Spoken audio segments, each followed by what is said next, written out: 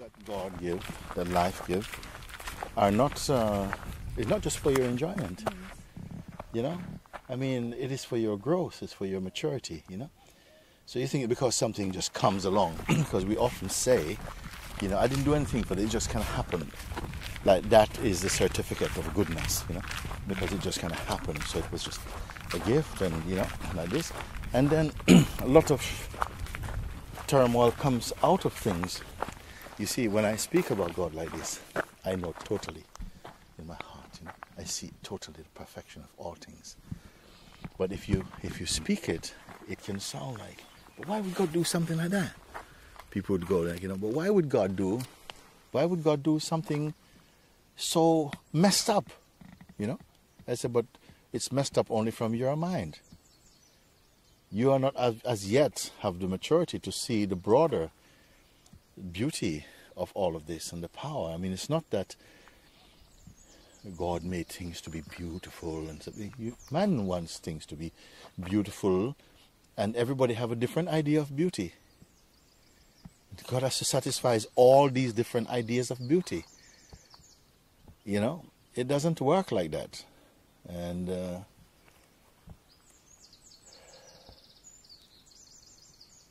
this is why ultimately the teachings can only go so far. The rest must be that you have to drown in Him. And then you won't know His nature. You will be His nature. Then you will know.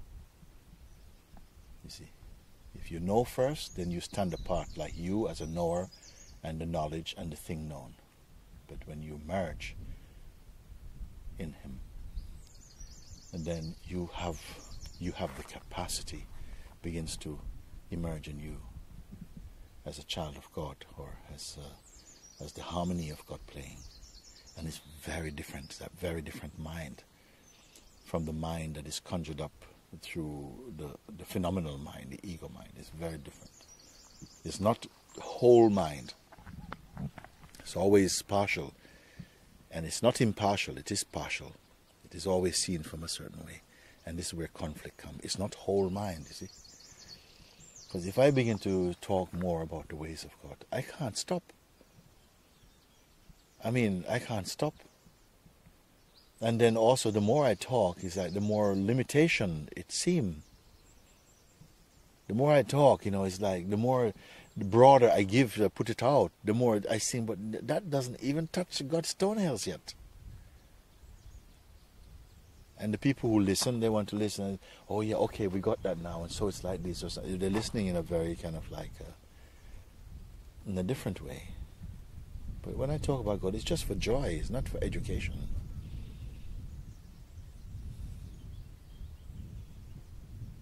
If I talk about my parents, I just want to talk about what date they were born and, you know, sort of like who was their lineage and their blood type. No, I want to tell you about how kind and how wonderful and the beautiful things we enjoy together. I don't want to tell you about, you know, what my parents' blood type is, and, you know, like my mother had, you know, sort of, you know, arthritis, and my father had kidney trouble. I'm not going to tell you about their physiology. I want to tell you that my dad was so great. He was so warm-hearted and just so full of love and so kind. And, you know, he's always just, you know, when I think of him, I'm just totally I'm just on fire with this love that my father generated in my heart. And my mother is strong and just so, she's funny, but sometimes she's taken to be serious. But I found the funniness in her that I thought it was not there. That's what I want to say. I don't want to talk about her birth certificate and who her great-grandfather was. I'm not interested in that so much. A little bit maybe. When I speak about God, I don't want to talk about, yeah, look at all the wonderful trees that He made. And you know, sort of, yeah, I can say about this, and I can say, you know, like, you know, he's sizeless, and, you know, he's like in every atom. No, I say he's so full of love, and just gives all this, he puts every capacity in these bodies to love and to find Him, because it's all what He generates, this ability to perceive and to experience and to know Him through His creation, and to just rejoice and just to be happy that you exist. And that you are He. This is, I mean, what more can I say than this? You know, I don't want to talk about just, you know, I see it's all Him. He made all this stuff and the trees. But I quickly forget them But I can't forget the love because it carries me every day. It's breathing through these lungs. It's kind of, it's... people say, you have so much energy. Like this. He's him. When I go to sleep, it's him. When I wake up, it's him. There's no space. There's no atom I want to save for me. I don't want to save one atom as me. It's all him. So when it's all him, then I have the confidence to speak and relax. Because everything I say is all him. And I'm not him. I'm not giving him to somebody else. He's not else.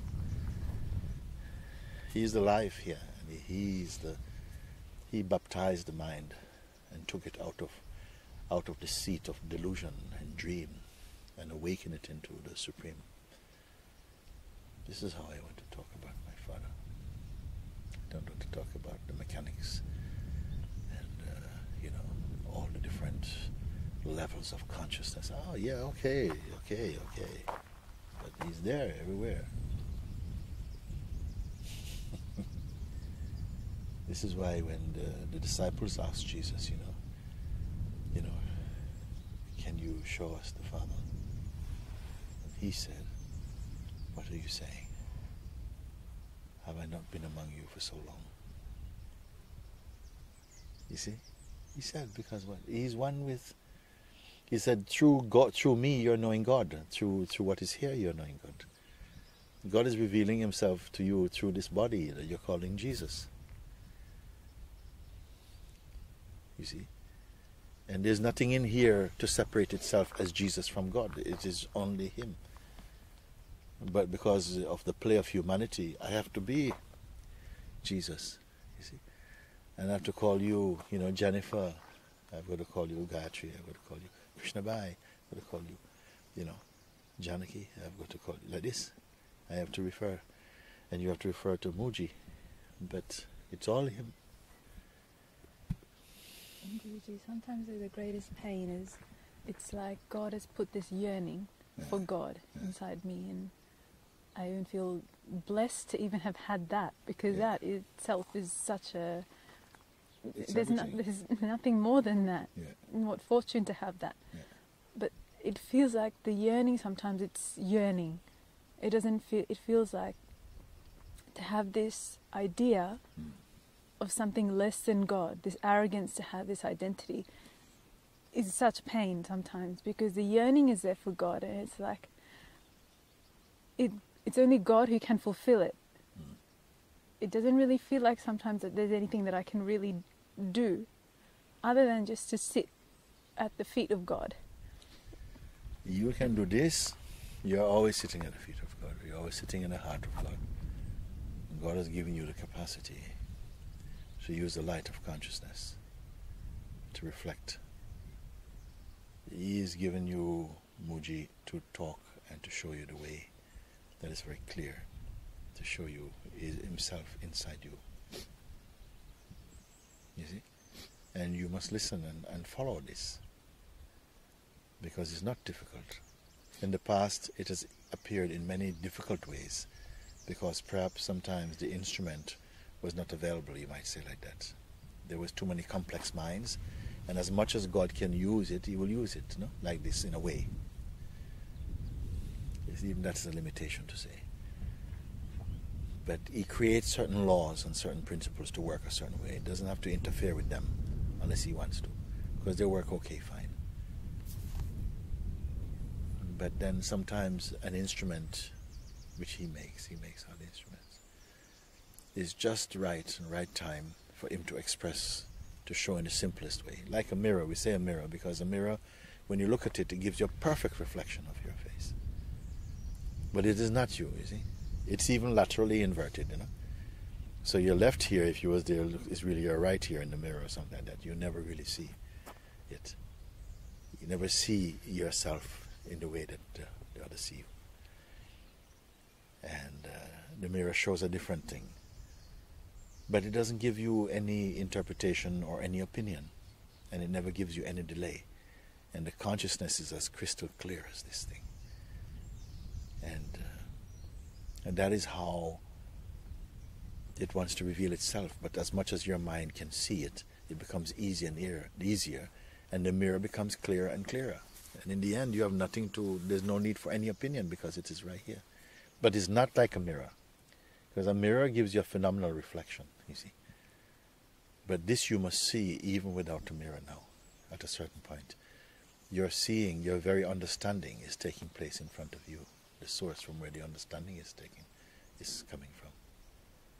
This you have to see it.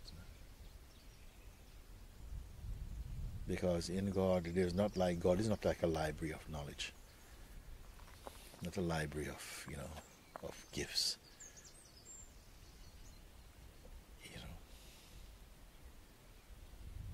It's not a storehouse storing up things. It's so spontaneous, all things.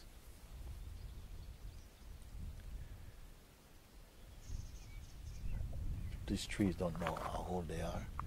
They're just alive.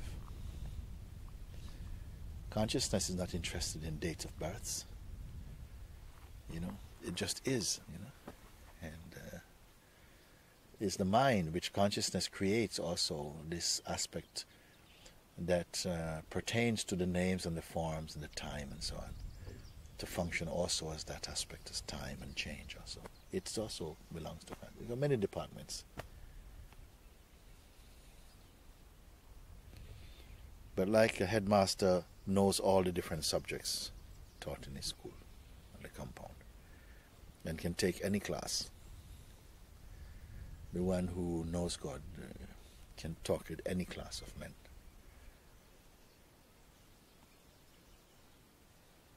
Because it goes to the essence, not to the kind of complexities, just to the essence, show them the essence. Because always we're looking for the essence.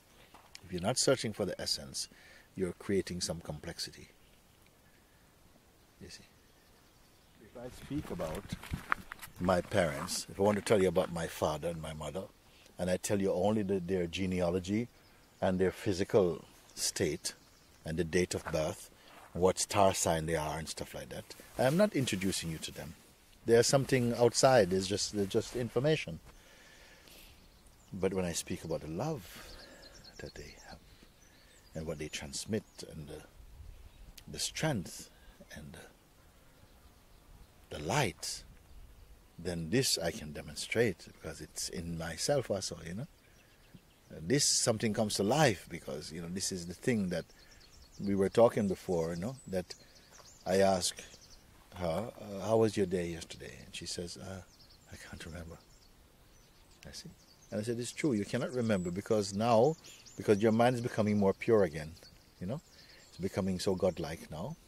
So you can't remember the details of yesterday. What you cannot forget is the love. It's the love that carries through. Not the details about, 2 o'clock we did this and so on, so did. You cannot remember those experiences unless you have a strong mind and identity. But as you're coming back into your spiritual and consciousness, into your consciousness, then what is the life in everything is the love. And that is what is the continuity. Not the details, yesterday we did it, and then on Sunday we did that, and then on Saturday we did this, and you remember some people can go back quite a long way and hold on to these kind of fragments of events and time held in memory. But yeah. And also there are some people also, they are so holding on to the idea they have of themselves that even if they were sitting with God, you see, it would just become a kind of memory. They can't let go of themselves. They just hold on to it. They just hold on to the self-notion. So you don't grow. It's like you don't grow. Because you're always listening as your person. This is very bad. This is the most poor. That's the most poor, visitor.